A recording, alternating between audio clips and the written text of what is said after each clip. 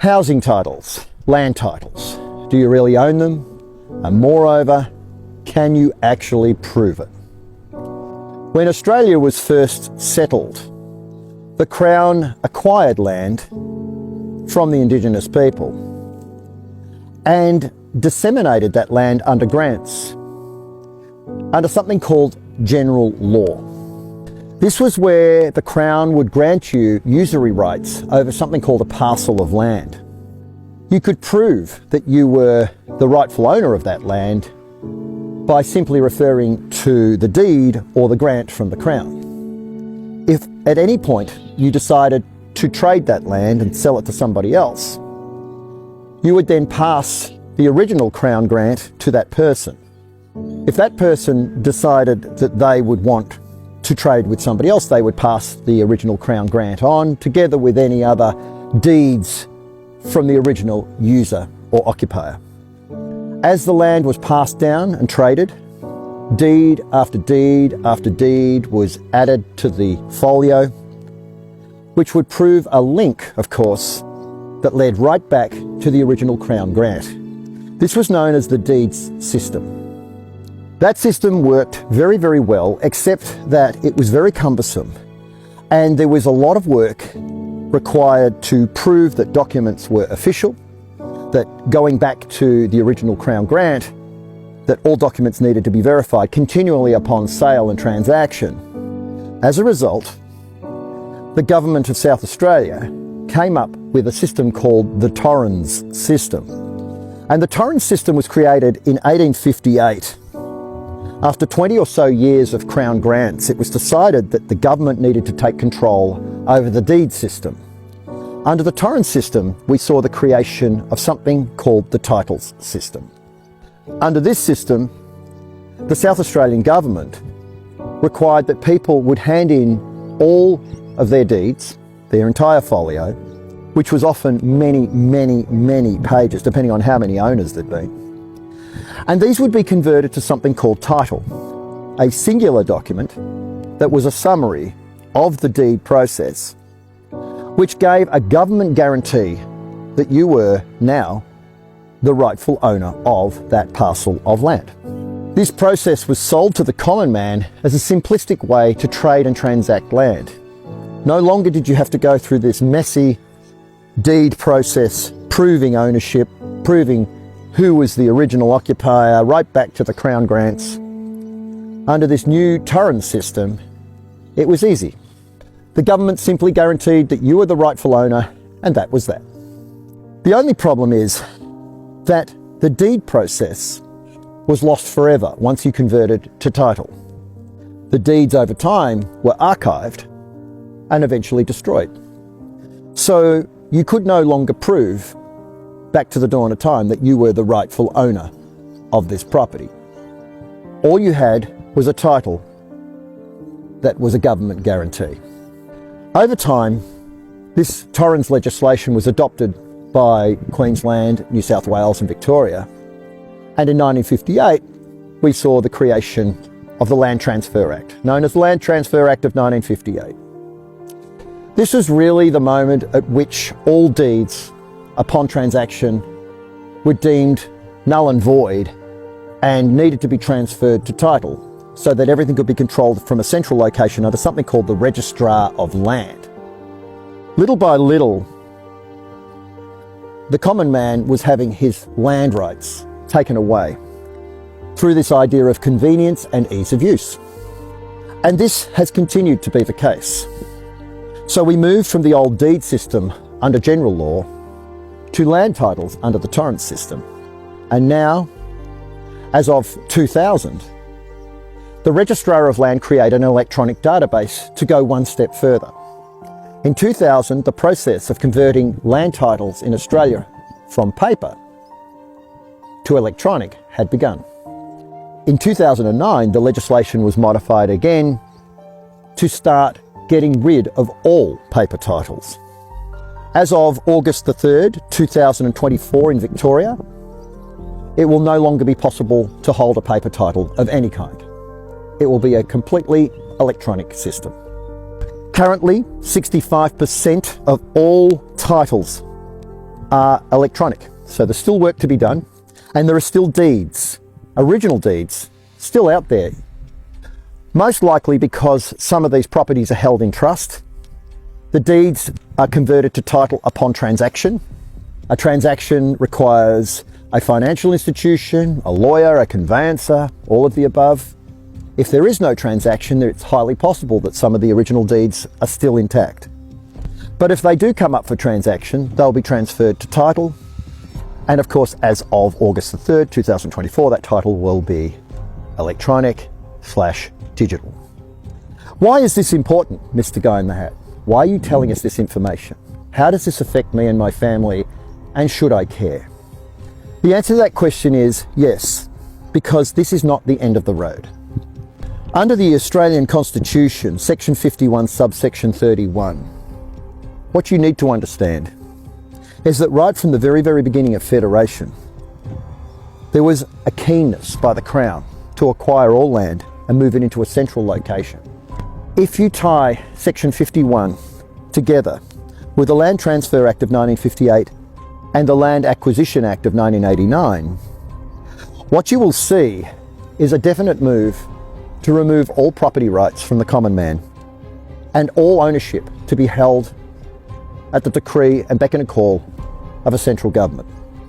What this means for you in the future is that once we move to a digital platform, the only way you are going to be able to see your housing title is if you log on to a database such as Land Data. And there are many other portals.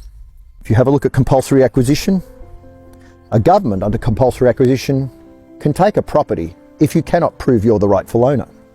If you think about history, the only thing that really gave you any ability to do that was the deed system under general law. But as I said, in South Australia in 1858, that was abolished. It became the case in 1862 for Victoria. Now, there are people that are listening to this right now who may or may not be aware that if you did a search for your paper title right now, you will see that it is void. There may be a very high probability that when you search for it online, it will say your paper title is void. Now, most people are going to have a heart attack when they see that, not understanding how or why this could potentially have happened. But in the field right next to where it says void, there will also be an ability for you to click on an electronic title, and you'll realize what's actually really happened is not that your land title is void per se, is that it has been converted through something called acquiescence. In other words, the fact that you didn't protest for it and you probably didn't even know about it, but it has been converted across to an electronic title. And the way this plays in the future is as follows. We have an act in Australia called the Properties and Securities Act of 2009. Again, tied into Land Transfer 1958, the Land Acquisition Act of 1989, Australian Constitution Compulsory Acquisition. There'll be something called proof of ownership. You'll be required at some point to log onto the portal and prove you own your property. In my opinion, this could be done by giving you a limited amount of time, 30 days. You have 30 days to log in, and all you have to do is prove you are the rightful owner. And it's a simple process. Your government will sell it to you as easy and simple. What you will do is log into Land Data. You will see your electronic title, and to claim ownership of it, all you need to do is put in your digital ID. That's all you need to do. If you don't have a digital ID, you'll be given the opportunity to create one. If you don't create one, the problem is you won't be able to prove ownership of your title. If you can't prove ownership of your title under the Lands Acquisition Act of 1989 in conjunction with the Australian Constitution Section 51, compulsory acquisition, you lose your property to the Crown. This is exactly where this goes. The other place this goes, of course, is to tokenisation, the tokenisation of all land and the tokenisation of all property for the purposes of trading on Wall Street. Your land titles in their electronic form will be traded as either securities, fragments of a title, or as a complete title itself known as a utility. This is your future. This is here, this is now. This is not conspiracy theory. I tell you all of this because all I really want for you is to diversify. I want you to understand that ownership and possession that doesn't have to be proved far outweighs that which does. This leads me straight to physical commodities. You don't need to prove ownership of physical gold and silver. That has never been a thing, and it's never likely to be. Holding physical commodities within your possession gives you incredible wealth over time. In fact, gold and silver are the monetary system, period. Whether you like it or not, whether you believe it or not, it's irrelevant of your point of view. Beyond that, we have digital assets. The digital asset space is disruptive because central bankers don't like the fact that it gives you autonomy and freedom and wealth, despite the fact that the entire system is sold to you as a system that is here for your benefit and your convenience and your wealth and your prosperity. I think by now, let's stop pretending. I think we know it isn't.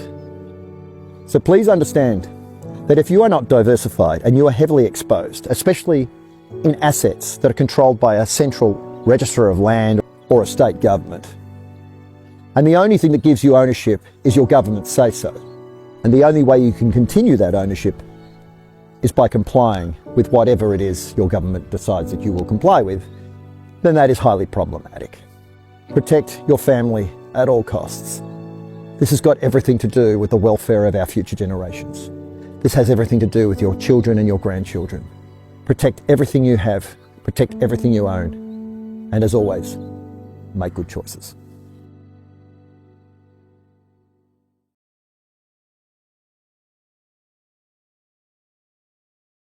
They're afraid of you noticing what's going on and speaking your mind and standing up, and you're sitting there thinking that you don't matter. Well, if you don't matter, then why are they spending trillions of dollars on trying to keep you quiet? Our voices matter. Yep. Our actions matter. How we live matters. And if we don't realize that we're falling into this trap, we need to come together and do one thing: stop participating. And when we do that, the game is over. When we literally say Monday morning, we're not going to go to work. Imagine if 30 million people didn't go to work Monday. Imagine if 30 million people didn't buy gas on Monday. Imagine if 30 million people went to the bank on Monday and said, I want to withdraw all my money. They can't even give it to all 30 million because only 15% of the cash is available on hand at any given time. The rest is fake zeros and ones.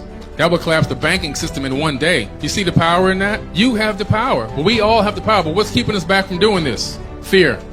Oh my God, if I don't go to work, I'm going to get fired. And if they don't participate in it, and I'm the only one that doesn't show up for work, I'm going to lose out, and you're not going to be able to pay my rent. I'm not going to be able to make my car payment, and so forth and so on. You see the trap they have us in? They have us in this system where we're afraid to work together.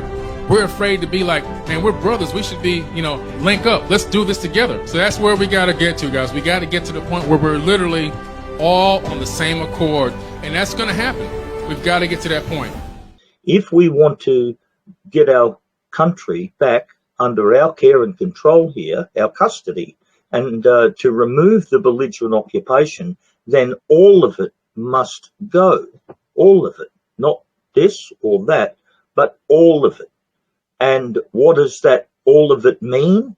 Well, it's parliaments, it's local councils, it's courts, it's law enforcement, it's taxation office, because all of it, according to the entire body of evidence that has been published by some of the best researching people, I think, in our family, broader family, that I've just aforementioned, they say it's belligerent, right? They say it's illegal. They say it's all fake. They say there's no common seal. They say all sorts of things, right? And they prove it.